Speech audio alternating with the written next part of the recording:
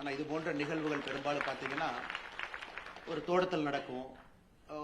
தோட்டத்தில் தான் நடக்கணும். இயற்கை விவசாயத்தை பொறுத்த வரைக்கும் தோட்டத்தில் பேசாமல் இங்கே பேசுறது, அங்கே தான் பயிலரங்கம் இருக்கும். ஆனால் எங்களுடைய கனவு, the best engineers in the world are are farmers. உலகத்தினுடைய சிறந்த பொறியாளர்கள் நம்முடைய விவசாய பெருமக்கள். அவங்க இந்தியாவில் இருக்கக்கூடிய தலை சிறந்த ஒரு தொழில்நுட்ப பல்கலைக்கழகம் ஐஐடி மெட்ராஸ்குள்ள இன்னைக்கு அவங்க தான் பார்த்தீங்கன்னா India best university by a long standard and mile. இதுக்குள்ள நம்முடைய விவசாய பெருமக்கள் வரும்பொழுது இந்த கலப்பு இங்கே ஏற்பட வேண்டும். ஒரு பக்கம் நேட்டிவ் இன்டெலிஜென்ஸும், ஒரு பக்கம் கடந்த ஒரு 50-60 ஆண்டுகளாக நம்முடைய மனிதனுடைய முயற்சியில நாம் கண்டுபிடித்திருக்கக்கூடிய விஷயங்களும் ஒன்றாக சேரும் பொழுது நம்ம நினைக்கக்கூடிய மறுமலர்ச்சி ஏற்படும் என்கின்ற நம்பிக்கையில் இன்னைக்கு ஐஐடி மெட்ராஸ் இந்த ரிசர்ச் பார்க்குக்கு விவசாய பெருமக்கள் எல்லாம், எங்க இருக்கக்கூடிய பெரியவர்கள் எல்லாம் முயற்சி செஞ்சு உங்களை அழைத்து வந்திருக்கின்றார். சமீபத்தில் அமெரிக்காவுடைய ஜனாதிபதி டொனால்டு ட்ரம்ப் அவங்க ஒரு 10 நாட்களுக்கு முன்பு ஆர்டிபிஷியல் இன்டெலிஜென்ஸ் சமிட்ல பேசினாங்க. எத்தனை பேர் அதை கேட்டீங்கன்னு தெரியல. நான் அதை உங்களுக்கு சுருக்கி ஒரே நிமிஷத்துல சொல்றேன். டொனால்டு ட்ரம்ப் என்ன சொன்னாங்கன்னா, ஒரு முன்னாடி பெரிய பெரிய ஜெயின்ஸ் எல்லாம் இருக்கிறாங்க. மெட்டாவோட சிஇஓ, நிவிடியாவுடைய சிஇஓ, இந்த குளோபல் கார்பரேஷன்ஸ் கூகுளுடைய சிஇஓ எல்லாம். ட்ரம்ப் 3 விஷயம் அவங்க முன்னாடி வச்சாங்க. டோன்ட் பில்ட் இன் சைனா, சைனால எந்த பொருளும் செய்யாதீங்க. டோன்ட் ஹையர் இந்தியன்ஸ், இந்தியாவிலிருந்து வர்ற யாரையும் வேலைக்கு எடுக்காதீங்க.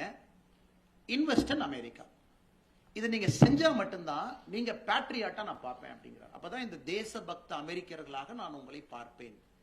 அதாவது சைனால எந்த பொருளையும் நீங்க செய்யக்கூடாது, இந்தியாவில இருந்து வர்ற யாரையும் ஹையர் பண்ணக்கூடாது, நீங்க அமெரிக்கால இன்வெஸ்ட் பண்ணணும் அப்படின்னு. இது என்னை பொறுத்தவரை இந்தியாவுக்கு மிகப்பெரிய ஒரு வரமாக நான் பார்க்கின்றேன். ஏன்னா கடந்த ஒரு 5 வருடங்களாக அமெரிக்காவுடைய நெட் H1B விசா பார்த்தீங்கன்னா 72% இந்தியா வாங்கியிருக்கோம். 72% ஆஃப் US H1B விசா இந்தியர்கள் போயிருக்கும். இன்னைக்கு அமெரிக்காவை வழிநடத்தி கொண்டிருப்பது இந்தியர்கள். அது ட்ரம்ப் நினைச்சாலும் நினைக்காட்டியும் அந்த ஹால்ல இருந்த பாதி பேர் இந்தியன்ஸ். அவங்ககிட்ட தான் சொன்னாங்க, இந்தியன்ஸ் ஹையர் பண்ணாதீங்க. கடந்த 3 வருடங்களாக அமெரிக்காவுக்குள்ள அதிகமா படிக்க போற ஸ்டூடெண்ட்ஸ் 1,25,000 பேர் ஒரு ஆண்டும் சராசரியாக, அதுவும் Indians. We take the highest number of student visa, அது நம்ம தான். இன்னைக்கு ட்ரம்ப்னுடைய அந்த பேச்சு என்ன சொல்லுதுனாங்க, சைனாவை பொறுத்த வரைக்கும் பெரிய சப்ளை செயின் எக்கானமி, அது எதை வேண்டுமானாலும் செய்யலாம், சீப்பா செய்யலாம், வேர்ல்டு கிளாஸ் குவாலிட்டியில செஞ்சு அந்த பொருளை தூக்கி போட்டுருவாங்க. இந்தியாவை பொறுத்த வரைக்கும் இந்தியாவிலிருந்து வரக்கூடிய இந்தியர்கள் எல்லோருமே எதை வேண்டுமானாலும் செய்வதற்கான மூளை அவங்ககிட்ட இருக்கு. அது நமக்கு டேஞ்சர் அப்படி. ஸோ இவ்வளவு பொட்டன்ஷியல் நமக்கு இருக்குங்க, இவ்வளவு டேலண்ட் நமக்கு இருக்கு, இவ்வளவு ரிசோர்ஸ் நமக்கு இருக்கு. அதிலும் குறிப்பாக எந்த ஒரு பல்கலைக்கழகத்திற்கும் செல்லாம தன்னுடைய விவசாய நிலத்துல ஒரு நாளும் நடமாடும் பல்கலைக்கழகமாக இருக்கக்கூடிய விவசாய பெருமக்களுக்கான நேரம் இது.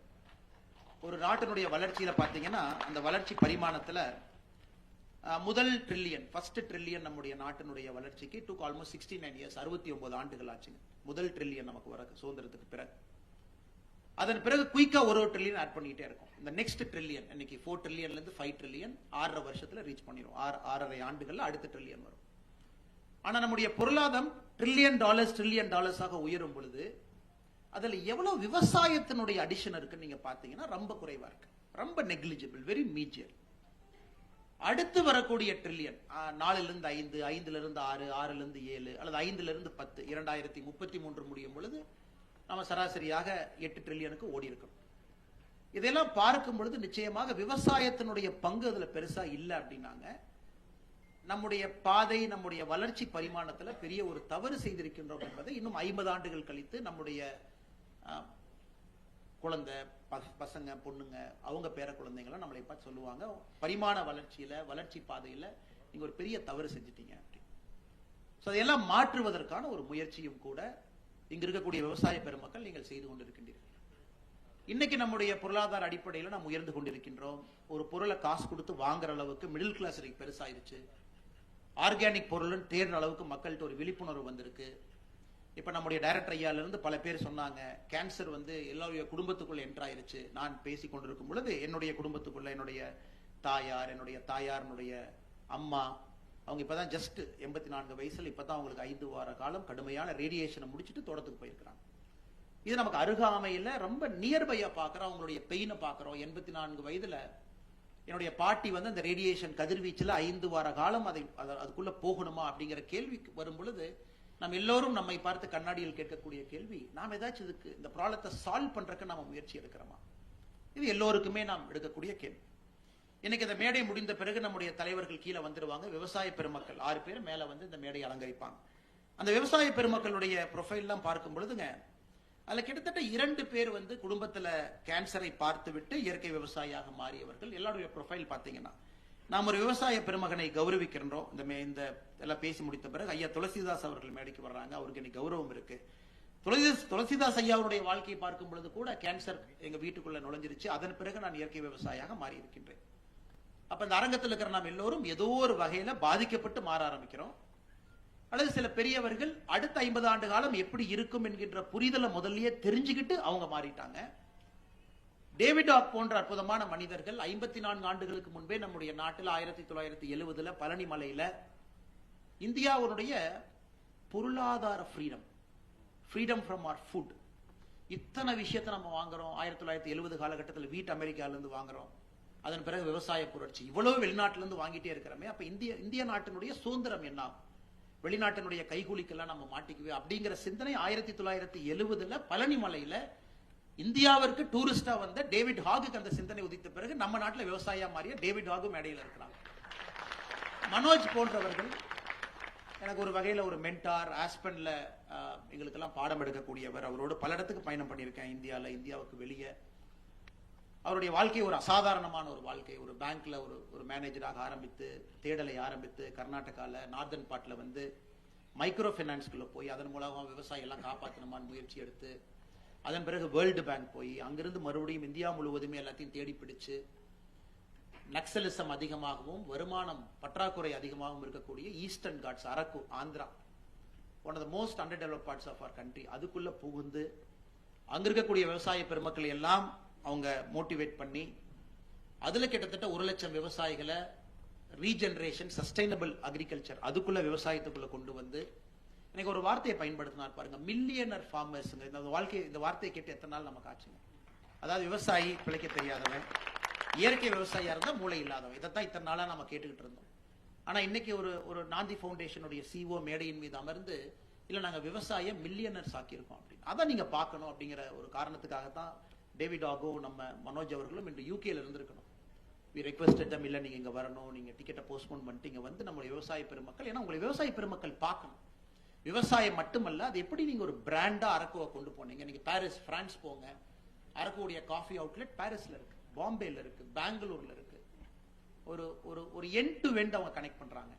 அது மட்டும் இல்ல, நம்ம எல்லோருமே அரக்கு வேலி, நாந்தி அப்படின்னு சொல்லும் பொழுது அவங்க ஏதோ காஃபி விளைவிக்கிற விவசாய பெருமக்களை மட்டும் இணைத்து விட்டு அவங்க விவசாயம் பாக்குறாங்க அப்படின்னு இல்லைங்க. இன்னைக்கு நாந்தியினுடைய ரீச்சை நீங்க பாத்தீங்கன்னா,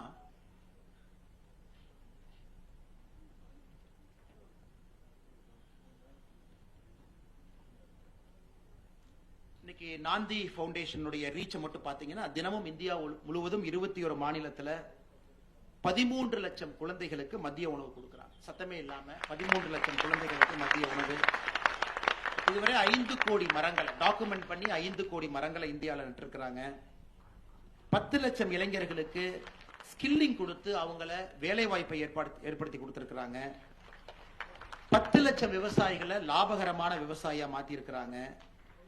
இப்ப ஒரு புதிய ப்ராஜெக்டா 10 லட்சம் குழந்தைகளை, பெண் குழந்தைகளை குறிப்பா டார்கெட் பண்ணி அவங்களுக்கு வந்து கல்வி மட்டுமல்ல, உடல் பயிற்சி, ஸ்போர்ட்ஸ். இப்பதான் ஒரு பெரிய ஒரு டூஃபான் அப்படிங்கிற இனிஷியேட்டிவ் வந்து காசியில ஒரு ஸ்போர்ட்ஸ் இனிஷியேட்டிவ் ஃபுட்பால் செஞ்சு முடிச்சிருக்கிறாங்க. 25 ஆண்டுகள்ல 90 லட்சம், ஏழை அப்படிங்கிற வார்த்தையை 90 லட்சம் பேர்த்துக்கிட்டு இருந்து ஏழை என்கின்ற வார்த்தையை எடுத்திருக்கிறாங்க இந்த நாந்தி ஃபவுண்டேஷன். அப்படிப்பட்ட ஒரு அற்புதமான அந்த ஃபவுண்டேஷன்ல இருந்து வந்திருக்கக்கூடிய மனோஜ் அவர்களும் இன்னைக்கு நேரம் கொடுத்திருக்கிறாங்க. அவர்களுக்கும் நன்றி.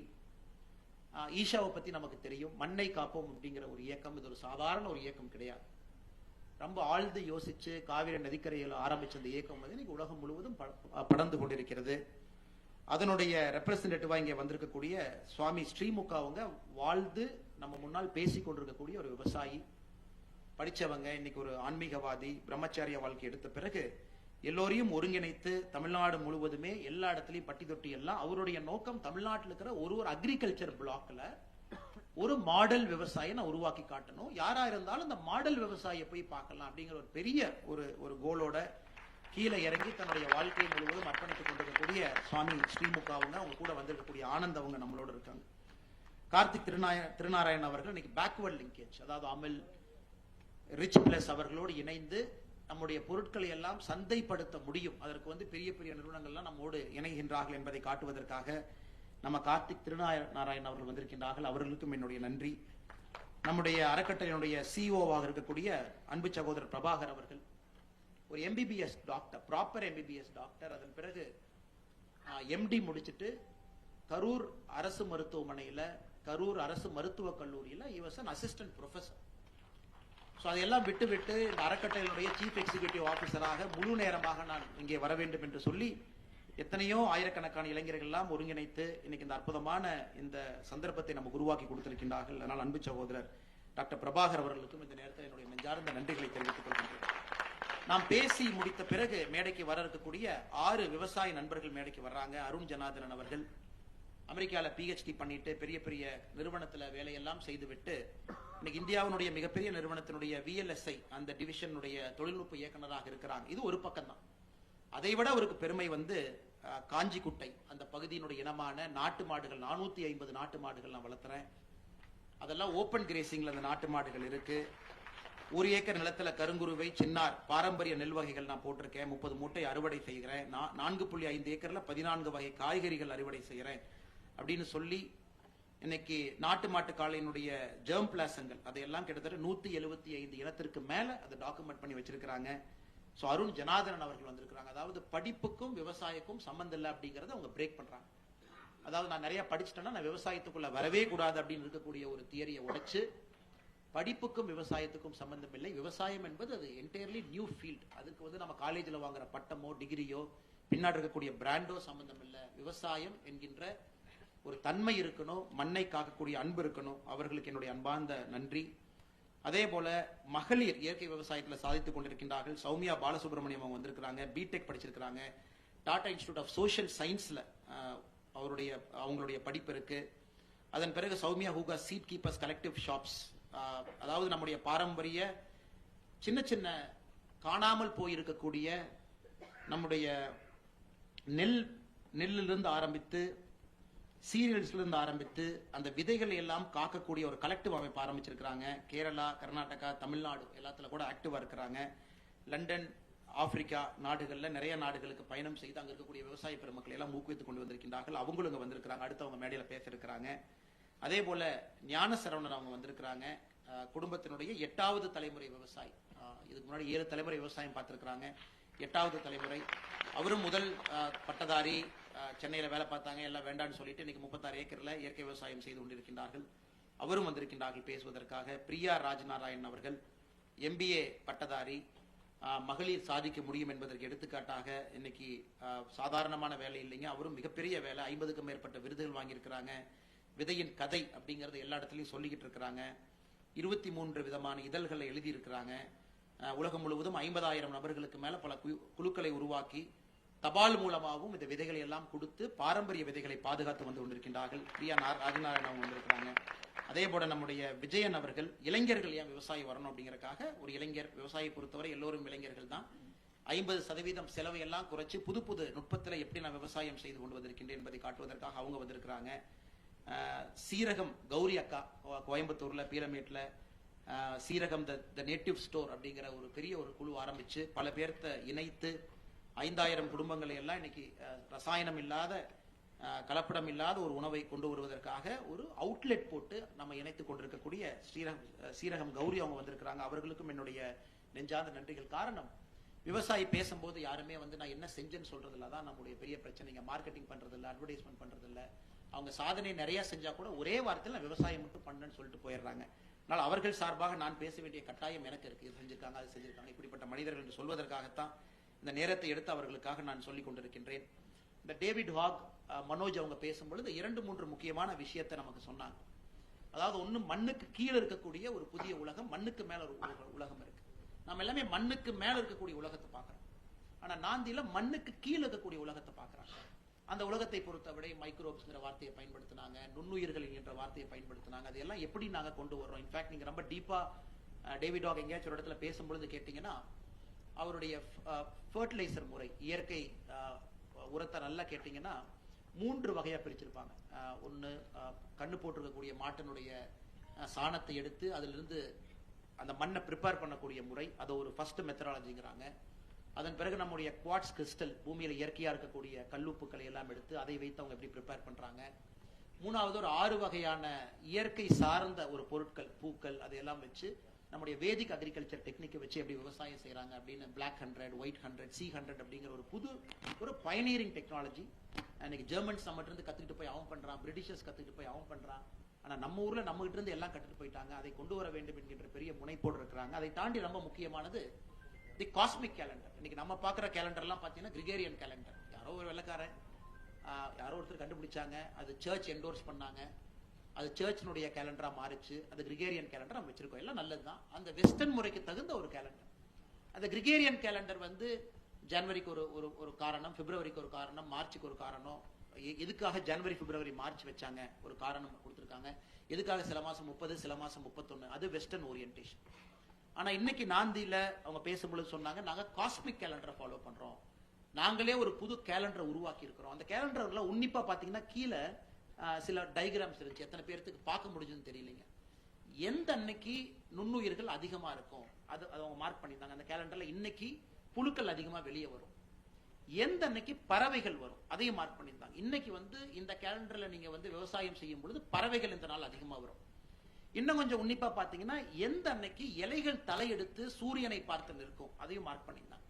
ஸோ இவங்க வந்து மூணுடைய பொசிஷன் அசெண்டிங் டிசெண்டிங் ரெண்டுமே அதை ஃபுல்லா மார்க் பண்ணி 365 நாட்களும் விவசாயிகளுக்கான ஒரு கேலண்டரை தயார் பண்ணி அதை வைத்து தான் அவங்களுடைய லட்சக்கணக்கான விவசாய பெருமக்களுக்கு சொல்றாங்க, இந்த கேலண்டரை ஃபாலோ பண்ணி நீங்க பயிரிடுங்க அப்படின்னு. எவ்வளவோ பயனியரிங்கான டெக்னிக்கலா இருக்கு. அதையெல்லாம் கூட மேடைக்கு வந்து நமக்கு பகிர்ந்திருக்கின்றார்கள். அதனால் அவர்களுக்கும் இந்த நேரத்தில் நன்றிகளை தெரிவித்துக் கொள்கின்றேன். மிக முக்கியமாக இன்னைக்கு நம்முடைய அறக்கட்டளை மேலே இருக்கக்கூடிய தலைவர்கள் மத்தியில இன்டர்ன்ஷிப் ஃபார் ஃபார்மர்ஸ். இன்னைக்கு எல்லாருக்குமே விவசாயம் பண்ணணும்னு ஆசை இருந்தாலும் கூட நிலம் கிடையாது. எல்லோரும் நகரத்தில் இருக்கிறாங்க. நிலங்களுக்கு கூட பாத்தீங்கன்னா 1 ஏக்கர் 2 ஏக்கர் இருக்கு. அதுல சஸ்டைனபிளா எப்படி பண்ண முடியும் அப்படிங்கிற கேள்வி நம்முடைய சுவாமி சொன்னாங்க, அருமையா பண்ணலான்னு சொன்னாங்க. ஆனாலும் ஒரு சீயிங் இஸ் பிலீவிங். யாராச்சும் ஒருத்தர் நான் விவசாயத்தின் பக்கம் வர வேண்டும் என்று சொன்னால் அவங்களுக்கு ஒரு எக்ஸ்போஷர் கொடுக்க வேண்டும் என்பதற்காக இன்னைக்கு நம்ம வி தி லீடர்ஸ் ஃபவுண்டேஷன்ல இன்டர்ன்ஷிப் ஃபார் ஃபார்மர்ஸ் நாம ஆரம்பிக்கிறோம். 8 அற்புதமான விவசாய பெருமக்கள் இன்னைக்கு மேடைக்கு ஆரம்ப நிகழ்வுக்கு வந்திருக்கிறாங்க. அதுல ஐயா KV பழனிசாமி அவர்கள், ஐயா MNP பெரியசாமி அவர்கள், ஐயா நவநீத கிருஷ்ணன் அவர்கள், ஐயா செல்லமுத்து அவர்கள், கார்த்திகேயன் அவர்கள், ரமேஷ் அவர்கள், அமர்நாத் அவர்கள், ஞானசரன் அவர்கள், 8 பேர் இன்னைக்கு என்ன பண்றாங்கன்னாங்க, இவங்க எல்லாம் இயற்கை விவசாயி. ஐயா MN பெரியசாமியை பொறுத்தவரை நான் கிட்டத்தட்ட 20 ஆண்டுகளாக யாரும் இயற்கை விவசாயத்தை பத்தி பேசாதப்பவே ஒரு கொடிகட்டி பிறந்த ஒரு கரூர்காரரை எல்லாத்தையும் விட்டுட்டு தோட்டத்தில் ஒரு சாலையை வாங்கி 2 மாட்டை வாங்கி அங்க போய் தனியா உட்கார்ந்து விவசாயம் பார்த்தோம் 20 ஆண்டுகளுக்கு முன்பே. It was not even a fashionable word. இன்னைக்கு இந்த 8 விவசாயிகளும் ஆரம்ப நாள் இங்க வந்து எங்க தோட்டத்தை நாங்க இன்டர்ன்ஸ்க்கு ஓபன் பண்றோம். சோ நம்முடைய டிசைன், நம்முடைய CEO பிரபாகர் அவர்கள் எப்படி டிசைன் பண்ணியிருக்கிறாங்க, 2 நாட்கள் நகரத்தில் நீங்க இருக்கீங்க, உங்க குழந்தையை நீங்க அனுப்பணும், ஒரு சாட்டர்டே சண்டே நீங்க அனுப்பணும், அல்லது சம்மர் ஹாலிடேஸ் நீங்க அனுப்பணும், எல்லாம் போக்கிமான் விளையாடுறாங்க, அது பாக்குறாங்க, தியேட்டர் போறாங்க அப்படின்னு நீங்க நினைச்சீங்கன்னா நாங்க இன்னைக்கு வெப்சைட்ல ஒரு பக்கம் விவசாயிகளை இணைத்துக் கொண்டே வருகின்றோம். இன்னைக்கு 8 பேர் ஆரம்ப நிகழ்வுக்காக, ஒரு ஆயிரக்கணக்கான விவசாயிகள் இந்த பக்கம் இணைந்த பிறகு இந்த பக்கம் பெற்றோர்கள் அல்லது ஒரு இளைஞர் அல்லது ஒரு இளைஞி நான் விவசாயம் பண்ணணும்னு நினைக்கிறவங்களை நாங்க கனெக்ட் பண்ண போறோம். அப்ப அப்பா அம்மா சென்னையில் இருக்கீங்க, இல்ல என் குழந்தைய நான் 2 நாள் விவசாயத்துக்கு அனுப்பணும்னு நினைச்சா இன்னைக்கு அந்த 8 விவசாயியை போல ஆயிரக்கணக்கான விவசாயிகள் தோட்டத்துக்கு நீங்க அனுப்புங்க. நாங்க அவங்களை ரிசீவ் பண்ணி தோட்டத்துல எங்களுடைய குழந்தையாக அவங்கள தங்க வச்சு 2 நாட்கள் எங்களோடு இருந்து விவசாயத்தை பார்த்துட்டு பத்திரமா சென்னைக்கு அனுப்பிச்சு வச்சார்.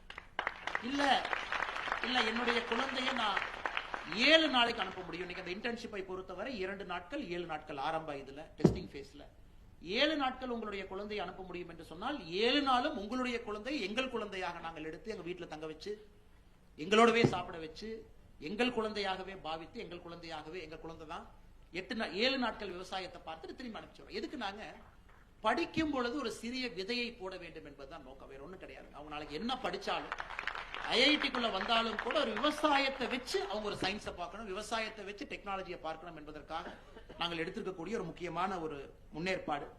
ஐயா சனத்குமார் அவங்க வந்திருக்கிறாங்க, கிருஷ்ணகிரியில அவங்க ஒரு பள்ளிக்கூடம் நடத்தி கொண்டிருக்கின்றார். ஐயாவோட பள்ளிக்கூடத்துல பாத்தீங்கன்னா இந்த ஆண்டு 500க்கு வந்து முதல் மதிப்பெண் 472.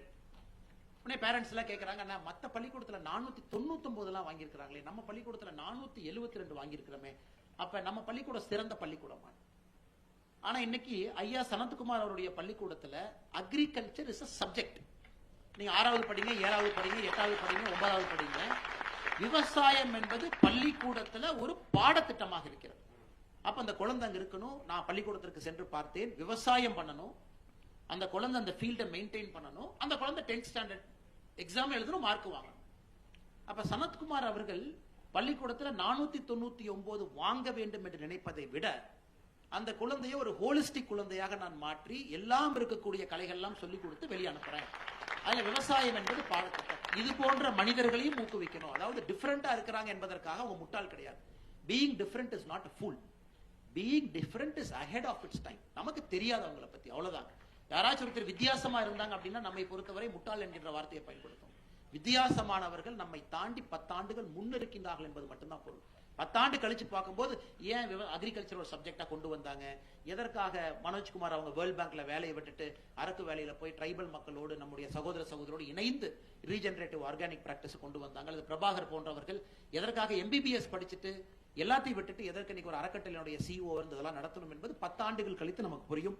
அதனால் வந்திருக்கக்கூடிய ஐயா சனத்குமார் அவர்கள் போன்றவர்கள், அங்க ஒரு தம்பி கார்த்திக் இருக்காரு கோயம்புத்தூர்ல, இயல் என்கின்ற ஒரு கடை நடத்துறாரு. மதிய உணவு கொடுப்பாரு, காலைல கொடுப்பாரு, நைட் கொடுப்பாரு. அந்த கடைக்கு போனீங்கன்னா நீங்கள் சாப்பிடக்கூடிய எல்லா உணவும் ஆர்கானிக், எவ்ரிதிங் இஸ் ஆர்கானிக். அரிசி எங்கிருந்து வந்திருக்கு போய் பார்க்கலாம். இந்த விவசாயிட்ட அரிசி வாங்கின போர்டு ஹோட்டல். நான் தக்காளி எங்கிருந்து கொண்டு வந்து சாம்பார் செஞ்சிருக்கேன், தக்காளி எங்க வாங்கினேன் போர்டு. என்னுடைய கடையில கடுகு எங்கிருந்து வந்துச்சு போர்டு, பால் எங்கிருந்து வந்துச்சு போர்டு. எல்லாத்தையும் பார்த்துட்டு, ஓ இங்கிருந்து அரிசி வந்திருக்கு, இங்கிருந்து தக்காளி வந்திருக்கு, இங்கிருந்து காய்கறி வந்திருக்குன்னு எல்லாத்தையும் பார்த்து விட்டு நீங்க உட்கார்ந்து சாப்பிடலாம், மத்தியான உணவு சாப்பிடலாம். கிட்டத்தட்ட 6 ஆண்டுகளுக்கு முன்பு அவருடைய கடைக்கு ஒரு வேலை உணவு சாப்பிட்ட பொழுது சம்மட்டி எடுத்து அடிச்ச மாதிரி எனக்கு இருந்துச்சு. நாம் என்ன செய்யறோம், இந்த கடையில இந்த தம்பி லாப நட்டமெல்லாம் பார்க்காம இவ்வளவு படித்த ஒரு தம்பி நல்ல உணவு கொடுக்க வேண்டும் என்கின்ற ஒற்றை நோக்கத்துல இயல் என்கிற நிறுவனத்தை நடத்துறாரு. நாம் என்ன செய்யணும் கேட்டேன், தம்பி நான் எதை செய்யணும். அன்னைக்கு சொன்னார், அண்ணா நீங்க பல இடத்துக்கு போறீங்க, பொக்கை கொடுக்குறீங்க, கிஃப்ட் கொடுக்குறீங்க, ஏதோ கொடுக்குறீங்க, ஆனா நீங்க இன்னிலிருந்து ஒரு மஞ்சள் பாட்டில கொடுங்க. நிறைய இடத்துல பாத்தீங்கன்னா ஆயிரக்கணக்கான மஞ்சள் பாட்டில் நான் கொடுப்பேங்க, நீங்க மஞ்சள் பாட்டில கொடுங்கண்ணா. அந்த மஞ்சள் பாட்டில் நீங்க ஒரு திருமண விழாவுக்கு எங்கே சென்று கொடுத்தாலும் கூட அந்த மஞ்சள் பாட்டில் அது இயற்கையான மஞ்சளாக இருக்கணும். அதனால் நான் இன்னைக்கு ஒரு தனி மனிதனாக உங்களை போன்று என்னுடைய முயற்சி, ஒரு சுப விழாவுக்கு செல்லும் பொழுது கொடுக்கக்கூடிய மஞ்சள் நம்முடைய பாட்டில திருப்பி பாத்தீங்கன்னா எந்த விவசாயிட்டிருந்து வாங்குறோம் நாங்க அச்சு போடுறோம். இந்த மஞ்சள் இந்த விவசாயினுடைய தோட்டத்திலிருந்து நாங்க வாங்கி எங்களுடைய அறக்கட்டளை மூலமாக அந்த பாட்டில் அந்த மஞ்சளை கொடுத்து இந்த சுப விழாவில் உங்களுடைய திருமணத்தன்னைக்கு நாங்க ஏதோ வந்து கெமிக்கல் பொருளை கொடுக்கல, எங்கள் கையிலிருந்து உங்களுக்கு கொடுப்பதே ஒரு இயற்கையான பொருளை கொடுக்கிறோம், உங்கள் வாழ்க்கை சுபிட்சமாக இருக்க வேண்டும் என்பதற்காக. அதெல்லாம் நம்மளை பெருசா இன்ஸ்பயர் பண்ண கார்த்திக் வந்திருக்கிறாங்க. அதே போல இங்க வந்திருக்கக்கூடிய ஒரு விவசாயமே ஒரு மிக முக்கியமான ஒரு பங்காற்றக்கூடிய ஒரு நண்பர். எங்களுடைய அழைப்பை ஏற்று தமிழ்நாட்டிலிருந்து வேறு பகுதியிலிருந்து இங்கே வந்து ஐஐடி மெட்ராஸ் மெயின் கேம்பஸ் போகணுமா, ரிசர்ச் பார்க் போகணுமா அப்படிங்கிற கன்ஃபியூஷன்லாம் தாண்டி அங்கேயும் போயிட்டு திரும்ப ரோட்ல வந்து மறுபடியும் இங்க நடந்து வந்து, ஆனா ஐஐடிக்குள்ள இந்த விழா நடக்கணும். காரணம் ப்ரொஃபசர் காமகோட்டி அவர்கள். கடைசி அவரை பத்தி சொல்லணும் அப்படின்னா, அவர் ஒரு இயற்கை விவசாயி. பலமுறை நாங்கள் பேசும்போது சொல்லுவார், விவசாயம் பண்ணியிருக்கேன், பயிர் போட்டிருக்கேன், ஆனா எல்லாம் கிளி சாப்பிட்டு போயிடுச்சு அப்படின்னு சொல்லிட்டு சிரிப்பார். கிளிக்கு விட்டுட்டேன் அப்படின்னு. 1/2 ஏக்கர் கிளிக்கே விட்டுட்டேன் சார், எல்லாம் கிளி வந்து சாப்பிட்டுருச்சு சார், 1/2 ஏக்கர் தான் நமக்கு அப்படின்னு. ஸோ இன்னைக்கு நம்முடைய உயர்ந்த ஒரு தொழில்நுட்ப கல்லூரியில் இருக்கக்கூடிய ஒரு தலைவர், நம்முடைய நாட்டினுடைய உயரிய பொறுப்பு நேஷனல் செக்யூரிட்டி அட்வைசரி போர்டு, இவங்க இந்த போர்டு பிரைம் மினிஸ்டருக்கு சொல்லுவாங்க நம்ம நாட்டினுடைய பாதுகாப்பு எப்படி இருக்கணும் என்று சொல்லக்கூடிய நேஷனல் செக்யூரிட்டி அட்வைசர் கீழே இருக்கக்கூடிய என்எஸ்ஏபியினுடைய மெம்பர், கம்ப்யூட்டர்ல ஆர்டிபிஷியல் இன்டெலிஜென்ஸ்ல இந்தியாவினுடைய ஒரு முன்னோடி தலைவராக இருக்கக்கூடியவர்.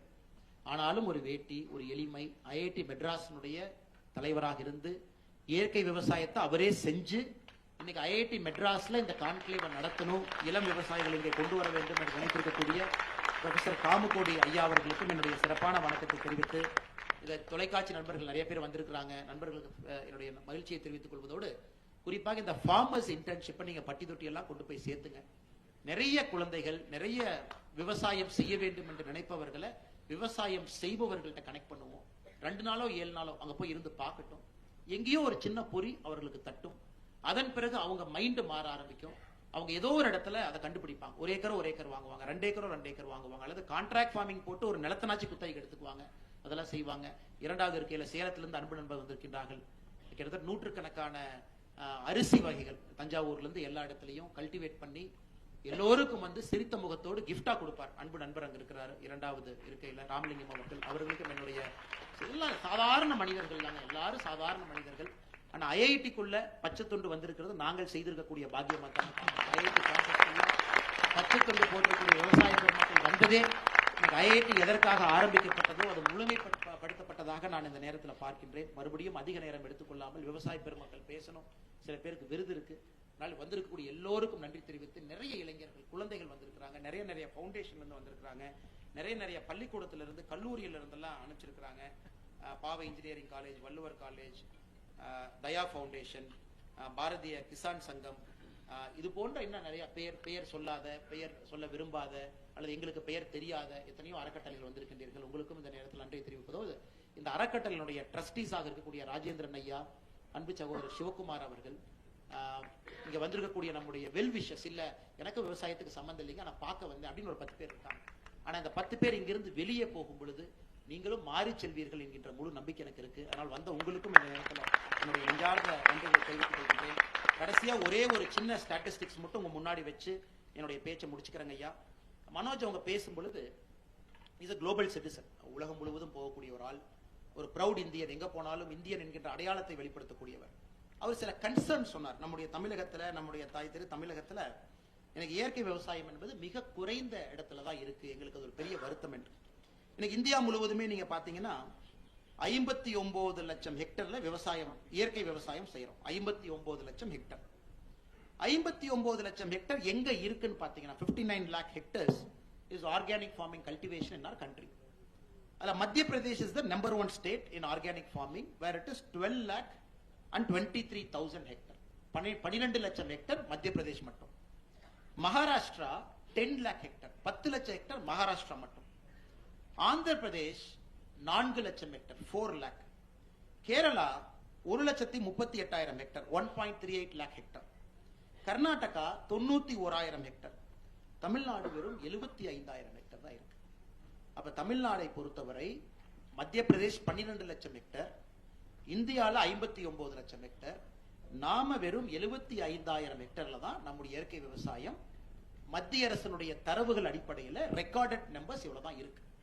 அதனால் நிச்சயமாக இன்னைக்கு நம்முடைய தமிழ்நாட்டை பொறுத்தவரை எந்த மாநிலத்தில் இது முதல்ல செய்யறாங்களோ இல்லையோ நாம் செய்ய வேண்டிய கட்டாயம் நமக்கு இருக்கு. காரணம், அவ்வளவு நச்சு பொருட்களை நாம் விளைவிக்கிறோம், அவ்வளவு நச்சு பொருட்களை நம்ம சாப்பிடுறோம். இது உங்க முன்னாடி நான் வைக்கக்கூடிய ஒரு ஃபர்ஸ்ட் டேட்டா. அடுத்து இன்னைக்கு விவசாயியை பொறுத்தவரை சராசரியாக ஒரு விவசாயினுடைய வருமானம், இன்னைக்கு நம்முடைய ஃபார்மர்ஸ் இன்கம் டேட்டாவை பார்த்தீங்கன்னா 2012-13 ஒரு விவசாயி சராசரியா வருஷத்துக்கு 77,112 ரூபாய் சம்பாதிச்சார். Economic survey data. அப்ப 2012-13 ஒரு விவசாயினுடைய மாத வருமானம் 6,426 ரூபாய். ஒரு நாளைக்கு 200 ரூபாய். ஒரு நாளைக்கு இந்தியாவில் 2012-13 ஒரு விவசாயினுடைய ஒரு நாள் வருமானம் 200 ரூபாய், மாதத்திற்கு 6,426. 2018-19 6 ஆண்டுகள் கழித்து 6,426 ரூபாய் மாத வருமானம் இருந்த விவசாயி 10,218 போறார். ஐயா, அது மினிமம் வேஜ் கூட கிடையாது. 6,426 என்பது மினிமம் வேஜ் கூட கிடையாது. 2012-13 2018-19 அது 10,218 போச்சு மாசம்.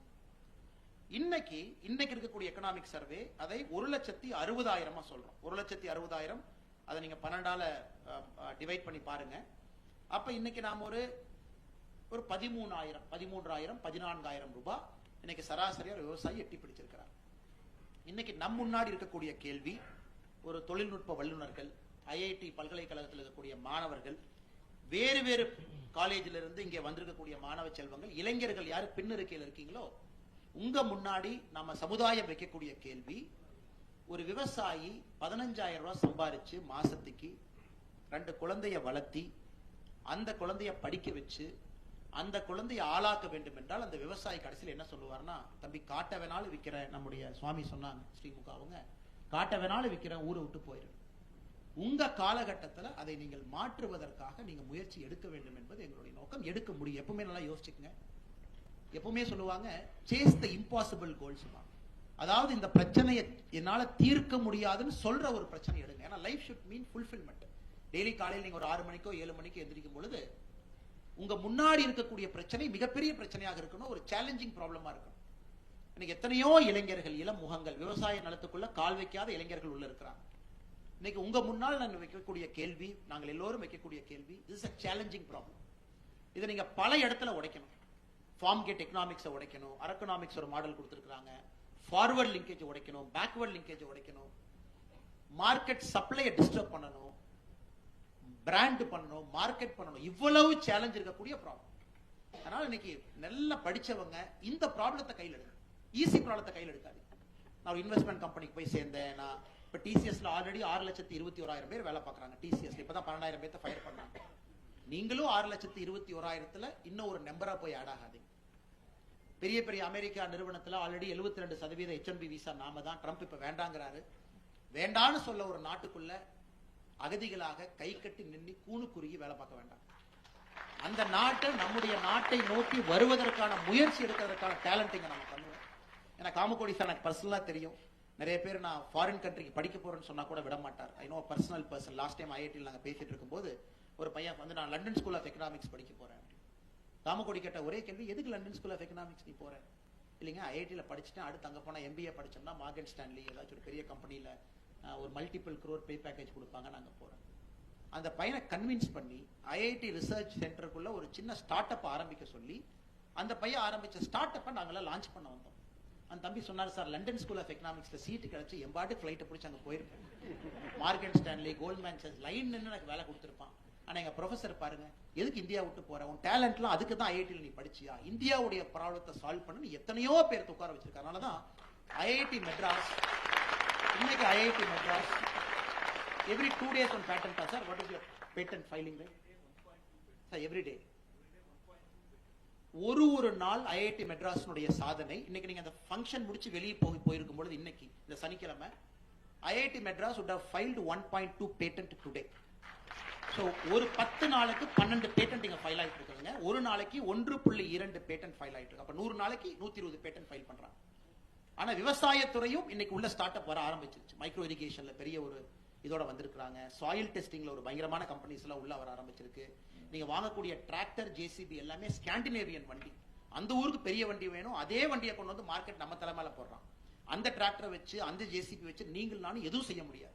we need small farm equipment. சின்ன வண்டி எல்லாமே சின்னதா நமக்கு வேணும். because our farm size is very fragmented. அதுக்கு கம்பெனி உள்ள வந்திருக்கு. டிராக்டர் இந்தியன் மார்க்கெட்டுக்கு, ஃபார்ம் கேட் இந்தியன் மார்க்கெட்டுக்கு, நான் பயன்படுத்தக்கூடிய உபகரணங்கள் இந்தியன் மார்க்கெட்டுக்கு, அவ்வளவு விஷயங்கள் இங்க நடக்குது. அதையும் நம்முடைய நண்பர்கள் பார்க்க வேண்டும் என்கின்ற காரணத்துக்காகத்தான் அந்த நிகழ்வு இங்க நடந்துச்சு. ஸோ அவ்வளோ பேட்டன்ட் ஃபைல் ஆகுது. அதனால தயவு செஞ்சு விவசாய பேட்டன்ட்டை ஃபைல் பண்ண ஆரம்பிங்க. அரக்கனாமிக்ஸ் அவங்க சொன்னாங்க, இதெல்லாம் நம்முடைய பண்டைய காலங்கள். யாரோ ஃபைல் பண்ணி எனக்கு யூஎஸ்க்கு நீங்க ஒரு மேங்கோ அனுப்பணும்னா கூட எவ்வளவு காம்ப்ளிகேட்டட் பாருங்க. அதை ஃபர்ஸ்ட் ஆர்கானிக் சர்டிஃபை பண்ணணும். நீங்க ஆர்கானிக் சர்டிஃபை பண்ணதுக்கு அப்புறம் அமெரிக்கா ஏத்துக்க மாட்டான். அதை இர்ரேடியேஷன் பண்ணணும். இர்ரேடியேஷன் அது ஒரு கதிர்வீச்சுக்குள்ள அந்த மேங்கோ நீங்க அனுப்பணும்.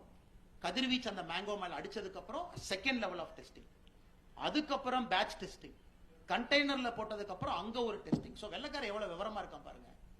ரசாயனத்தை எல்லாம் நமக்கு தள்ளிட்டு அதுல நீ செஞ்ச பொருளை எல்லாம் கிரீம் பொருளை மட்டும் கிளீன் பண்ணி எனக்கு கொடு. என்னுடைய FDA standards very very high. அந்த பொருளை நான் குடிக்கணும்னா கூட ஹையஸ்ட் ஸ்டாண்டர்ட் இருந்தா தான் நான் குடிப்பேன்.